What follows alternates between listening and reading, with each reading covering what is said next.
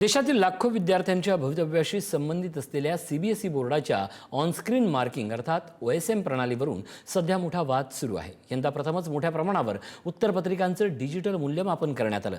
मात्र निकालानंतर अनेक विद्यार्थ्यांनी गुणांमधील तफावत, चुकीच्या उत्तरपत्रिका, अस्पष्ट स्कॅन, अपूर्ण मूल्यमापन आणि पोर्टलमधील तांत्रिक बिघाडांबाबत गंभीर प्रश्न उपस्थित केले आहेत। विरोधकांनी याला विद्यार्थ्यांच्या भवितव्याशी केलेला प्रयोग म्हटलंय, तर केंद्र सरकारनं प्रणालीतील त्रुटी दुरुस्त करण्याचं आश्वासन देत डिजिटल मूल्यमापन हीच भविष्यातील दिशा असल्याचं स्पष्ट केलंय। नेमका आहे काय हा ऑनस्क्रीन मार्किंगचा वाद? काय आहे घटनाक्रम? सरकारची भूमिका काय आणि विरोधकांचे आरोप काय आहेत? पाहूयात हा स्पेशल रिपोर्ट।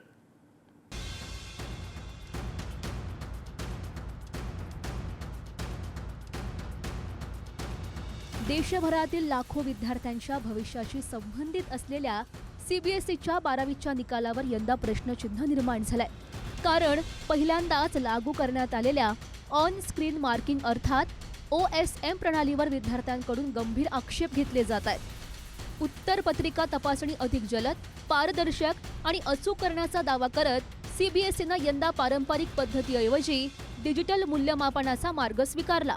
मात्र निकाल जाहीर होताच तक्रारींचा पूर आला आणि आता हा वाद न्यायालयापर्यंत येऊन पोहोचलाय। उत्तरपत्रिका स्कॅन करून डिजिटल स्वरूपात अपलोड केली जाते। परीक्षकांकडून ऑन स्क्रीन मूल्यमापन केलं जातं। गुण थेट प्रणालीत नोंद होतात। वेग, पारदर्शकता आणि अचूकतेचा दावा करण्यात आलाय। ओएसएम प्रणालीमुळे मूल्यमापनात मोठ्या प्रमाणात गोंधळ झाल्याचा आरोप विद्यार्थ्यांनी केलाय।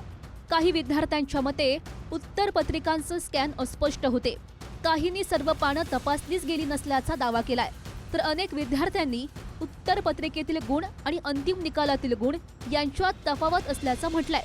त्यातच पुनर्मूल्यमापनासाठीचं पोर्टल वारंवार बंद पडल्यानं विद्यार्थी आणि पालकांचा संताप आणखी वाढलाय।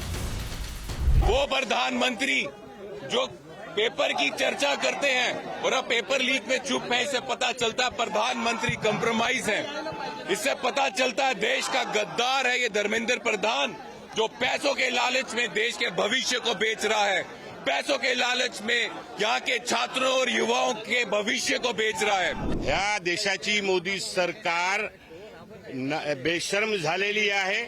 आज 24 लाख पेक्षा जास्त युवकांचा भविष्य अधरमध्ये पडलेला आहे। अनेक तरुणांनी आत्महत्या केलेला आहे।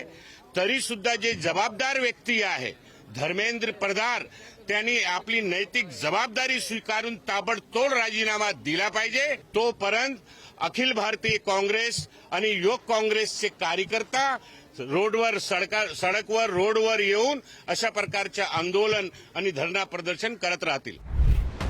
काही उत्तरं तपासली नसल्याचा आरोप, गुणांमध्ये तफावत, चुकीच्या उत्तरपत्रिका अपलोड झाल्याचे दावे, रिव्हॅल्युएशन पोर्टलमध्ये तांत्रिक अडचणी। वाद वाढत असतानाच काही माध्यमांच्या अहवालांमधून ओएसएम प्रणालीच्या अंमलबजावणी प्रक्रियेवरही प्रश्न उपस्थित करण्यात आले। या प्रणालीच्या चाचणी दरम्यान तांत्रिक आणि कार्यपद्धती संदर्भातील अनेक मुद्दे समोर आले होते, असा दावा करण्यात आलाय। त्यामुळे देशभरात प्रणाली लागू करण्यापूर्वी पुरेशी तयारी आणि चाचणी झाली होती का, हा प्रश्न आता उपस्थित केला जातोय। डिसेंबर 2025 ओएसएम प्रणालीसाठी कंत्राट प्रक्रिया पूर्ण। फेब्रुवारी 2026 देशभर ओएसएम लागू करण्याची घोषणा। मे 2026 12वीचा निकाल जाहीर। निकालानंतर विद्यार्थ्यांच्या तक्रारींचा पूर, रिव्हॅल्युएशन पोर्टलमध्ये अडचणी, राजकीय वादाला सुरुवात। जून 2026 न्यायालयीन याचिका, चौकशीची मागणी। या प्रकरणावरून विरोधकांनी केंद्र सरकार आणि शिक्षण मंत्रालयावर जोरदार टीका केली आहे। काँग्रेसांनी एनएसयूआयनं देशभरात आंदोलनं केली। ओएसएम प्रणालीतील कथित त्रुटींची स्वतंत्र चौकशी करण्याची मागणी केली आहे।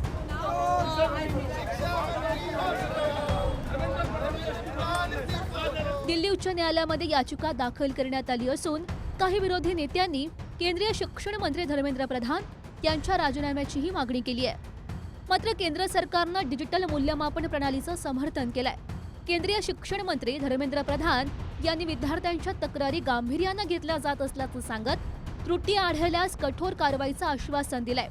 डिजिटल मूल्यमापन ही काळाची गरज असून प्रणालीतील उणीवा दूर करून ती अधिक सक्षम आणि विश्वासार्ह बनवली जाईल अशी ग्वाही प्रधान यांनी दिली आहे। पहली बार देश में सीबीएसई ने इसको प्रयोग किया, उसमें कुछ विसंगति ध्यान में आ रही है।